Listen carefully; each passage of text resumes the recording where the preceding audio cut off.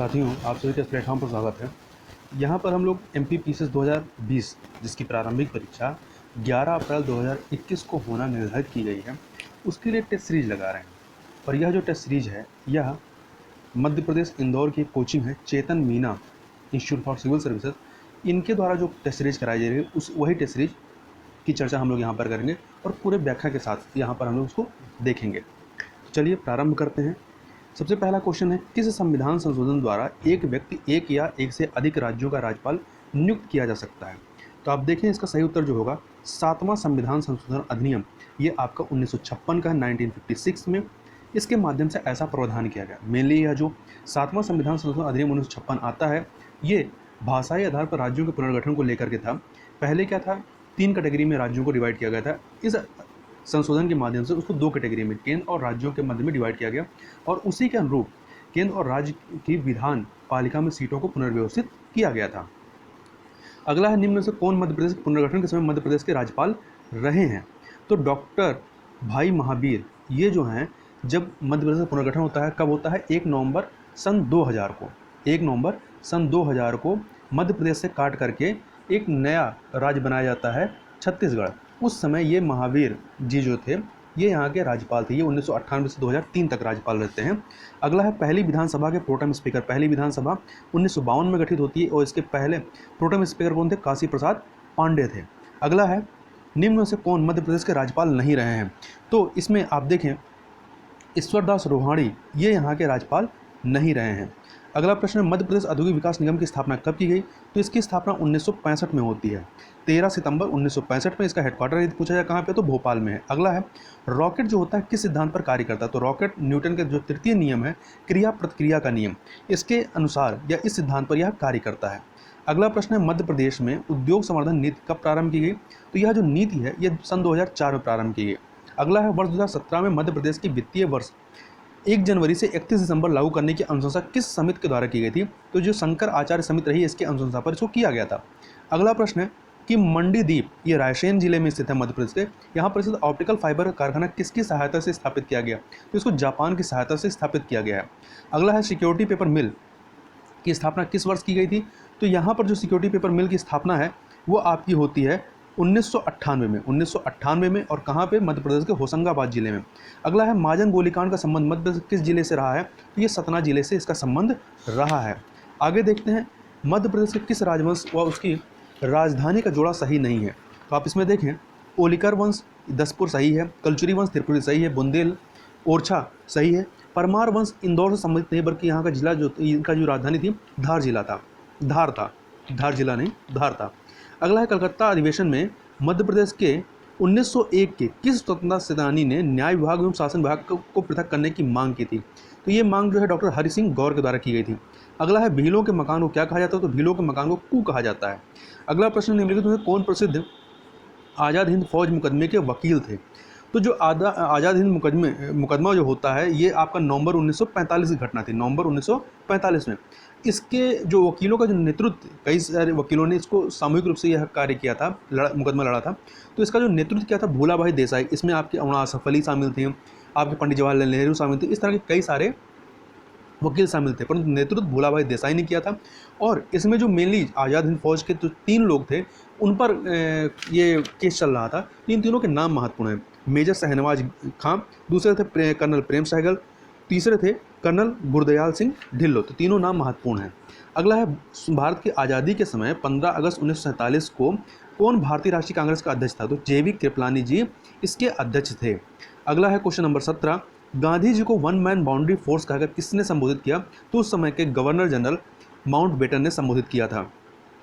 शिवाजी के समय अष्टप्रधान में सरे नौबत का पद किससे संबंधित है? तो ये सैन्य प्रशासन से संबंधित रहा है। अगला है, गुरु नानक जी ने अपना उत्तराधिकारी किसे नियुक्त किया? तो सिखों के प्रथम गुरु गुरु नानक थे, इन्होंने सिख धर्म की स्थापना की। इनके ही शिष्य थे गुरु अंगद और इन्होंने गुरु अंगद को अपना उत्तराधिकारी बनाया। तो मतलब दूसरे जो सिखों के गुरु थे कौन थे? गुरु अंगद थे। अगला है, यहाँ पे कौन एक सुमेलित है, ये बताना है। इधर शासक हैं और इधर संबंधित पुस्तक हैं, तो बताना है क्या मतलब इसमें कौन से उसके राइटर रहे हैं। तो बाबर ने तुझके बाबरी लिखी है, ठीक है, तो ये सुमेलित होगा। परंतु हुमायूं नामा नहीं लिखा है, बल्कि हुमायूं नामा गुलबदन बेगम ने लिखा है, जो कि बाबर की पुत्री थी। हुमायूं की बहन थी। शेर शाह से संबंधित जो तारीख़ शेर शाही है, इसकी रचना अब्बास सरवानी ने की थी और अकबर संबंधित तबकात अकबरी को निजामुद्दीन अहमद ने लिखा था। आगे चलते हैं। किशनगढ़ शैली किस कला के लिए प्रसिद्ध है? तो जो किशनगढ़ शैली है ये पेंटिंग से संबंधित है और मेनली आपका जो राजस्थान वाला इलाका है यहाँ पर ये संबंधित है, ये कृष्ण राधा कृष्ण की पेंटिंग से संबंधित है। अगला है, औरंगजेब कौन सा संगीत वाद्य बजाने में, इंस्ट्रूमेंट बजाने में दक्ष था? तो ये बीड़ा बजाता था। क्या बजाता था? बीड़ा बजाता था। परंतु आप इसके समय में देखेंगे, औरंगजेब का जो कालखंड पढ़ेंगे तो इसके समय में इसने संगीत पर पाबंदी लगाई। एक प्रकार से संगीत का विरोधी टाइप में दिखाई पड़ता है, परंतु यह स्वयं बीड़ा बजाता था। निम्न में से किसने विक्रमशिला विश्वविद्यालय की स्थापना किया? जो इसके संस्थापक कौन थे? तो पाल वंश के धर्मपाल, इन्होंने बिहार में इसकी स्थापना की। और पाल वंश के ही जो संस्थापक थे गोपाल थे। गोपाल ने बिहार के ओदंतपुरी में ओदंतपुरी विश्वविद्यालय की स्थापना की थी। अगला है, सिंधु सभ्यता में किस शहर, कौन शहर मन के कारखाने के अवशेष मिले हैं? किस शहर में? तो जो चंदुहोदड़ो है, चनुहोदड़ो जो है, यहाँ पर मन के बनाने कारखाने के अवशेष मिले हैं। यहाँ ध्यान रखिएगा। इसके अलावा लोथल में भी, तो चंदहोदड़ो और लोथल दोनों जगह पे ये कारखाने मिले हैं, इसके अवशेष मिले हैं। ऑपरेशन पोलो का संबंध किससे रहा है? तो ऑपरेशन पोलो का संबंध हैदराबाद विलय से संबंधित रहा है और यह कब होता है? 18 सितंबर 1948 को होता है। अगला है, कौन सुमेलित नहीं है? तो मुक्ति दिवस 1939 में मनाया जाता है। सांप्रदायिक अवार्ड 1932 में, ठीक है।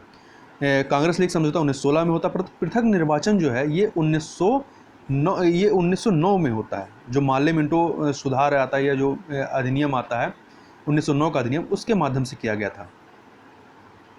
आगे देखते हैं क्वेश्चन नंबर 27 को देखें। तो हाल ही में कौन मध्य प्रदेश के नए विधानसभा अध्यक्ष बनाए गए? तो गिरीश गौतम जी बनाए गए हैं। अगला है, देवान प्रिय किस राजा की उपाधि? तो ये सम्राट अशोक की उपाधि रही है। कौन एक सुमेलित नहीं है? तो यहाँ दर्रे हैं और संबंधित राज्य दिया गया। तो नाथुला दर्रा सिक्किम संबंधित, बोमडिला दर्रा अरुणाचल प्रदेश है, लिपुलेख दर्रा ये जो हिमाचल प्रदेश से नहीं बल्कि ये उत्तराखंड से संबंधित है, और जुजला दर्रा जम्मू कश्मीर से। लिपुलेख, माना, नीति ये तीनों के तीनों जो हैं आपके उत्तराखंड से संबंधित रहे हैं। अगला है, कौन एक सुमेलित नहीं है? तो बालको रायपुर छत्तीसगढ़ में है, हिंडाल्को सोनभद्र रेणुकूट उत्तर प्रदेश, चितरंजन रेलवे संयंत्र जो है ये बिहार में ना होकर के पश्चिम बंगाल के आसनसोल में स्थित है, जबकि चाय उत्पादन के लिए असम फेमस है या संबंधित है। अगला है, कौन सा युग सुमेलित नहीं है? तो उष्णकटिबंधीय सदाबहार वन के वृक्ष में इसमें महोगनी, आबनू, श्रवण, सिंगोना शामिल सही है। पतझड़ वन में साल, सागौन, चंदन, महुआ, शीशम, आंवला ये संबंधित सही है। कटीले वन में खेजड़ी, बबूल, नागफनी ये आते हैं, सही है। परंतु जो डी ऑप्शन है मैग्रो वन, देवदार, ओक, स्प्रूस, फर, हल्पाइन ये नहीं है। देखिए देवदार तो आपका मानसूनी वन में आ जाएगा, जो सदाबहार जो वन होते हैं उसमें आ जाएगा, परंतु जो आपके ओक हैं, स्प्रूस हैं, फर हैं, हल्पाइन हैं, ये आपके जो हैं जो टुंड्रा वन होते हैं यहाँ पे आ जाएंगे। अगला है, संसार का पहला गणक अर्थात जो पहला कैलकुलेटर यंत्र कौन सा रहा है? तो अबेगस रहा है। कौन सा रहा है? अबेकस रहा है। अगला है, भारत में धात्विक खनिज किस प्रकार की चट्टानों में सर्वाधिक मात्रा में पाए जाते हैं? तो ये धारवाड़ जो चट्टानें होती हैं उसमें पाए जाते हैं। यहाँ एक आप इसको याद रखिएगा एक ट्रिक के माध्यम से कि आए तो धात्विक में धा होता है, धा से धात्विक और धा से धारवाड़ होता है, तो दोनों इंटररिलेटेड हैं। अगला है, वर्तमान में कितने एंग्लो इंडियन को संसद सदस्य के रूप में चुना जाता है? तो अभी तक क्या प्रावधान था? 2 लोगों को चुना जाता था, परंतु अब संशोधन करके अब इस प्रावधान को खत्म कर दिया गया, मतलब किसी को नहीं। अगला है, कौन सा देश स्कैंडिनेवियन देशों के समूह में नहीं है? तो नीदरलैंड इसमें नहीं है, बल्कि नॉर्वे, स्वीडन, फिनलैंड इस समूह में आते हैं। अगला यहाँ पे 2 देशों के मध्य की जो सीमा उसको किस नाम से जानते हैं वो दिया गया है, और हमें बताना कौन सा सुमेलित नहीं है। तो मैगीनाट रेखा फ्रांस और जर्मनी के मध्य में है। 38वां अक्षांश उत्तर कोरिया और दक्षिण कोरिया के मध्य में है। मैकमोहन भारत और चीन के मध्य में है, जबकि हैंडनबर्ग जो रेखा है ये फ्रांस और ऑस्ट्रेलिया के मध्य में नहीं है, बल्कि जर्मनी और पोलैंड के मध्य में है। और 49वां अक्षांश इसके मध्य में है, ये आपका कनाडा और यूएसए अमेरिका के मध्य में है। आगे चलते हैं क्वेश्चन नंबर 37 पे। तो 37 देख लेते हैं। कंगनका झील विश्व की मीठे पानी की एक लंबी झील है, इसकी सीमा किस देश से नहीं लगती है? तो तंजानिया से लगती है, कांगो गणराज्य से लगती है, जाम्बिया से लगती है, परंतु युगांडा से नहीं लगती। इसको आप मैप में जरूर देखिएगा। तो इसकी सीमा 4 देशों से लगती है, तंजानिया, कांगो गणराज्य, जाम्बिया और आपका बरूंडी से लगती है। जबकि यहीं पर आप मैप में देखेंगे तो विक्टोरिया झील भी है, जो कि युगांडा और तंजानिया की सीमा के मध्य में स्थित है, और यह एक ऐसी झील है जिससे होकर के विषुवत रेखा गुजरती है। अगला है सारगेसो सागर की विशेषता क्या है। तो सारगेसो सागर में आपको विशिष्ट समुद्री वनस्पति मिलते हैं। और ये सागर कहाँ अवस्थित है, तो ये सागर आप देखेंगे जो अटलांटिक महासागर है, इसमें उत्तर अटलांटिक महासागर या कह सकते हैं अंध महासागर, यहाँ पर ये स्थित है। आगे चलते हैं शक्कर नदी किसकी सहायक नदी है। तो शक्कर नदी जो है ये नर्मदा की सहायक नदी है। अगला है गोलन हाइट्स, समाचारों में चर्चित रहा है, यह कहाँ स्थित है। तो ये सीरिया और इजराइल की सीमा पर स्थित है। इसको लेकर गोलन हाइट्स को लेकर इन दोनों के मध्य में विवाद है। इस पे अधिकार को लेकर के कौन सा शहर दजला व फरात नदियों के संगम पर स्थित है। तो इराक का शहर है अल बसरा जो है ये दजला व फरात नदियों के संगम पर स्थित है। कहाँ का शहर है, इराक का शहर है। आगे चलते हैं, अगला प्रश्न है यहाँ पे कौन सा सुमेलित नहीं है। तो आप देखें जो श्वेत महाद्वीप अंटार्कटिका, यहाँ पे बर्फ ही बर्फ होती है, इसे श्वेत महाद्वीप कहा जाता है। अंध महाद्वीप अफ्रीका को कहा जाता है, ना कि दक्षिण अमेरिका को, अफ्रीका को। तो बी वाला जो है सुमेलित नहीं है। शुष्क महाद्वीप ऑस्ट्रेलिया है। सबसे बड़ा महाद्वीप आपका एशिया है। आगे चलते हैं पर्यावरण संरक्षण कानून, यहाँ पर पर्यावरण संरक्षण अधिनियम होना चाहिए। पर्यावरण संरक्षण अधिनियम 1986 कि किस धारा के अंतर्गत वायु प्रदूषण को कानूनन प्रतिबंधित किया गया है। तो धारा 6A के तहत किया गया है। अगला है केंद्रीय सूचना आयोग निम्न में से किस मंत्रालय के अंतर्गत कार्य करता है। तो ये कार्मिक मंत्रालय के अंतर्गत कार्य करता है। भारत में पहली बार पर्यावरण एवं वन मंत्रालय की स्थापना कब की गई थी। तो 1985 में की गई थी। आगे चलते हैं, अगला क्वेश्चन है world wide life fund WWF की स्थापना कब की गई थी। तो इसकी स्थापना 1961 में होती है। और इसका हेडक्वार्टर कहाँ है। तो स्विट्जरलैंड के ग्लैंड में है। कहाँ पे, स्विट्जरलैंड के ग्लैंड में स्थित है। आगे चलते हैं क्वेश्चन नंबर 47 पे, रंगाथिट्टू पश्चिम बिहार कहाँ स्थित है। तो कर्नाटक के मैसूर जिले में स्थित है। तो ए ऑप्शन आपका सही हो जाएगा। अगला है भारत में इंग्लैंड का कौन सा दूत जहांगीर के समय अजमेर से मांडू आता है। तो सर टॉमस रो, ये आपका जो इंग्लैंड के राजा थे सम्राट जेम्स प्रथम, इनके राजदूत के रूप में यहाँ पर आता है। कब आता है, 1615 ईस्वी में आता है जहांगीर के दरबार में। और ये पूछा जाए कि इंग्लैंड का पहला राजदूत कौन था जो मुगलों के दरबार में आता है, तो वो आपका कौन था, कैप्टन हॉकिंस था। कैप्टन हॉकिंस को जो है जेम्स प्रथम ने अकबर के राज दरबार में भेजा था। परंतु जब ये यहाँ पर 1609 में पहुंचता है। कब पहुंचता है, 1609 में पहुंचता है। उस समय तक अकबर की मृत्यु हो गई थी। अकबर की मृत्यु 1605 में होती है और ये जहांगीर के दरबार में पहुंचता है। अगला है राष्ट्रीय आपातकाल के दौरान निम्न से किन अनुच्छेद को छोड़कर सभी मूल अधिकार स्थगित कर दिए जाते हैं। तो जो राष्ट्रीय आपातकाल आर्टिकल 352 के तहत लगाया जाता है, इसमें अनुच्छेद 20 और अनुच्छेद 21 का नहीं लिखना चाहिए, अनुच्छेद 21 लिखना चाहिए यहाँ पे। तो अनुच्छेद 21 इन दोनों को मतलब छोड़कर बाकी को स्थगित किया जाता है। अनुच्छेद 20 जो है ये अपराधों के लिए दोष सिद्धि के संबंध में संरक्षण की बात करता है। और अनुच्छेद जो 21 है ये प्राण और दैहिक स्वतंत्रता के संरक्षण से संबंधित अनुच्छेद है या अधिकार है। सरदार स्वर्ण सिंह समिति ने संविधान में कुल कितने मूल कर्तव्यों को जोड़े जाने की अनुशंसा की थी। मतलब इन्होंने अनुशंसा कितनी की थी, कितने शामिल की वो अलग बात है। अनुशंसा इन्होंने कितनी की थी, तो 8 की अनुशंसा इन्होंने की थी। तो जो आपको 42वां संविधान संशोधन अधिनियम 1976 आता है 1976, इसके तहत संविधान में भाग 4 का में आर्टिकल 51 का के तहत जो है मूल कर्तव्य जोड़े गए थे। और वर्तमान में कुल 11 मूल कर्तव्य हैं। आगे चलते हैं, जंतु विज्ञान के जनक कौन कहलाते हैं। तो अरस्तु जो हैं ये जंतु विज्ञान के जनक कहलाते हैं। ये जंतु विज्ञान के साथ साथ जीव विज्ञान के भी जनक कहलाते हैं। ठीक है। और जीव विज्ञान शब्द का सर्वप्रथम प्रयोग जो है वो लैमार्क और ट्रेविनेरस नामक 2 लोगों ने 1801 में किया था। जबकि जो थियोफेस्ट हैं इन्हें वनस्पति विज्ञान का जनक माना जाता है। अगला है किसे न्याय का झरना कहा जाता है। तो अनुच्छेद या आर्टिकल 32 को जो है न्याय का झरना कहा जाता है। यह 32 जो है संवैधानिक उपचारों का अधिकार, इसकी हेडलाइन है या जो उसका जो शीर्षक है ये संवैधानिक उपचारों का अधिकार की बात करता है। और इसको अंबेडकर ने संविधान की आत्मा कहा है।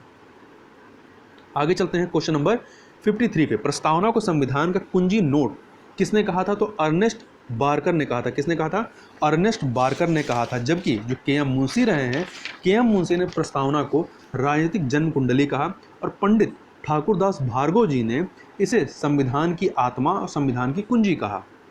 अगला है सार्वभौमिक व्यस्त मताधिकार को ध्यान में रखते हुए किस वर्ष मतदान की आयु 21 वर्ष से घटाकर 18 वर्ष की गई।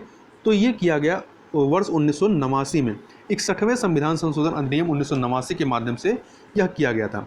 अगला है 2 या अधिक प्रोग्राम के एक साथ प्रोसेसिंग की क्रिया क्या कहते हैं, मल्टी प्रोसेसिंग कहते हैं। निम्न में से कौन वर्तमान में नियंत्रक एवं महालेखा परीक्षक के पद पर कौन है? गिरीशन मुर्मू है। ठीक है, गिरीशन मुर्मू जी हैं। और गिरीशन मुर्मू जब आपका जम्मू कश्मीर को जो वो बनाया गया, केंद्र शासित प्रदेश बनाया गया, तो उसके पहले उपराज्यपाल जो हैं गिरीशन मुर्मू ही बनाए गए। अगला है पोलो खेल का प्रचलन भारत में किस राज्य में हुआ है? तो ये मणिपुर में हुआ है। अगला है सर्वोच्च न्यायालय के लिए गठित तदर्थ समिति के प्रमुख कौन थे? तो एस वर्दाचरियार थे, एस वर्दाचरियार। क्वेश्चन नंबर 59 पे चलते हैं। यह नवंबर 1927 में बने साइमन कमीशन ने अपनी रिपोर्ट किस वर्ष पेश की थी? तो इसने वर्ष 1930 में अपनी रिपोर्ट पेश की थी। देखिए, नवंबर 1927 में साइमन कमीशन को गठित किया गया था। इसमें कुल 7 सदस्य थे और सातों के सातों क्या थे? सभी यूरोपीय या अंग्रेज थे। इसी वजह से चूंकि इसमें किसी भारतीय को शामिल नहीं किया गया था, इसीलिए इसका सबसे ज़्यादा विरोध किया गया। इसके अध्यक्ष साइमन थे, जो कि लेबर पार्टी के अध्यक्ष थे। और इसने यह जो भारत में कब आते हैं? 3 फरवरी 1928 को जब बम्बई में ये आते हैं, तो यहाँ पर इनका भरपूर विरोध किया जाता है। अगला है फाइकोलॉजी में किसका अध्ययन किया जाता है? तो शैवाल का अध्ययन जो है फाइकोलॉजी में किया जाता है, जबकि कवक का अध्ययन माइकोलॉजी में किया जाता है। अगला है किस वर्ष ब्रिटिश सरकार ने घोषित किया कि उसका उद्देश्य भारत में उत्तरदायी शासक सरकार की स्थापना करना था? तो ये घोषणा जो ये करते हैं, ये 1917 में करते हैं। 1917 में ये एक प्रस्ताव लेके आते हैं और ये प्रस्ताव है, इसको मांडवी चेम्सफोर्ड रिपोर्ट जो 1918 इसमें शामिल किया गया और जो भारत सरकार अधिनियम 1919 है उसके माध्यम से इसको बताया गया। तो इन्होंने मतलब जो बात कही थी वो 1917 में ही कही थी। वर्ष 1919 के भारत शासन अधिनियम में निम्न में से कौन सा आधार मतदान हेतु आवश्यक नहीं था? तो संपत्ति था, कर था, शिक्षा था, परंतु सामान्य वर्ग जनरल कैटेगरी का होना यह अनिवार्य आधार नहीं था। सर्वप्रथम किस देश ने संविधान में प्रस्तावना को सम्मिलित किया था? तो यह कार्य अमेरिका ने किया है सर्वप्रथम। भारत द्वारा किस वर्ष राष्ट्रमंडल की सदस्यता का सत्यापन किया गया? तो 16 मई 1949 को भारतीय संविधान सभा के द्वारा, जो संविधान सभा थी इसके द्वारा इसको अनुमोदित किया गया, वेरीफाइड किया गया। और इसी समय जो है पहले जो ये कॉमनवेल्थ था, इसको ब्रिटिश कॉमनवेल्थ के नाम से जानते थे, इसका नाम चेंज किया गया, कॉमनवेल्थ ऑफ नेशन किया गया। अगला है डाटा प्रोसेसिंग का अर्थ क्या होता है? तो डाटा प्रोसेसिंग का अर्थ होता है उपयोग के लिए सूचना प्राप्त करना। अगला है IBM का पूरा नाम क्या है? इंटरनेशनल बिजनेस मशीन होता है। बी ऑप्शन आपका सही हो जाएगा। अगला है 67 घरों और व्यक्तिगत उपयोग में लाए जाने वाला जो PC होता है, पर्सनल कंप्यूटर, वो क्या होते हैं? वो माइक्रो कंप्यूटर होते हैं। ए ऑप्शन आपका सही हो जाएगा। किसी मनुष्य के शरीर का सामान्य तापक्रम कितना होता है? तो 98 डिग्री फ़ारेनहाइट होता है और इसको डिग्री सेंटीग्रेड में करेंगे 37 डिग्री सेंटीग्रेड हो जाएगा। नॉर्मल जो टेम्परेचर होता है, रेंज जो होती है वो 97.5 फ़ारेनहाइट से 98.6 फ़ारेनहाइट होता है और डिग्री सेंटीग्रेड में देखेंगे तो 36.4 डिग्री सेंटीग्रेड से 37.2 डिग्री सेंटीग्रेड के मध्य में होता है। बायोएस का पूरा नाम क्या है? Basic input output system. C option आपका सही हो जाएगा। चलते हैं क्वेश्चन नंबर 70 पे। तो क्वेश्चन नंबर 70 है रमन प्रभाव की खोज हेतु CV रमन को किस वर्ष भौतिकी का नोबेल पुरस्कार प्रदान किया गया था? तो 1930 में किया गया था और ये भारत के दूसरे व्यक्ति थे। पहले कौन थे? रविन्द्रनाथ टैगोर थे, जिन्हें गीतांजलि के लिए आपका 1913 में दिया गया था साहित्य का नोबेल प्राइज। अगला है विज्ञान और प्रौद्योगिकी के विकास में रोबोटिक्स एवं नैनो सामग्री के विकास हेतु किस पंचवर्षीय योजना में पहली बार उल्लेख किया गया? तो जो 9वीं पंचवर्षीय योजना थी, जो कि आपकी 1997 से 2002 के मध्य में चलती है, इसमें यह इसका उल्लेख किया गया। अगला है भारत में किस पंचवर्षीय योजना में सर्वाधिक वृद्धि दर रही है? तो 11वीं पंचवर्षीय योजना में रही है, जो कि 2007 से 2012 तक चलती है। और याद रखिएगा, पूछा जाए भारत में कितनी पंचवर्षीय योजनाएं अभी तक बनी हैं, तो कुल 12 के बाद जो इसको समाप्त कर दिया गया। अब पंचवर्षीय योजनाएं नहीं, चूंकि योजना आयोग का काम खत्म कर दिया गया, अब काम नीति आयोग करती है, तो अब पंचवर्षीय योजना वाला कार्यक्रम नहीं चलता है।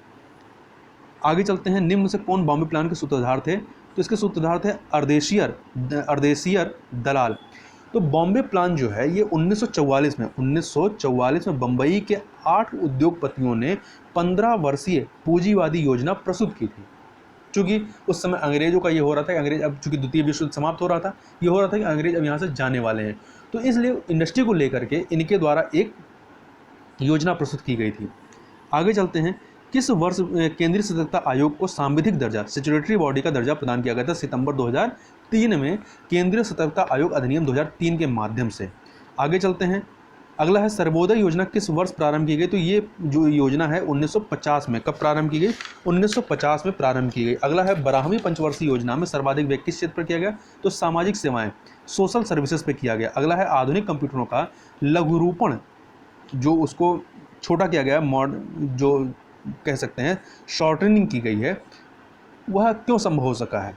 तो ये समकलित परिपथ चिप्स या इंग्लिश में कहें तो इंटीग्रेटेड सर्किट चिप्स जो आईसी होते हैं उनकी वजह से जो है इसका आकार छोटा किया जा सका है।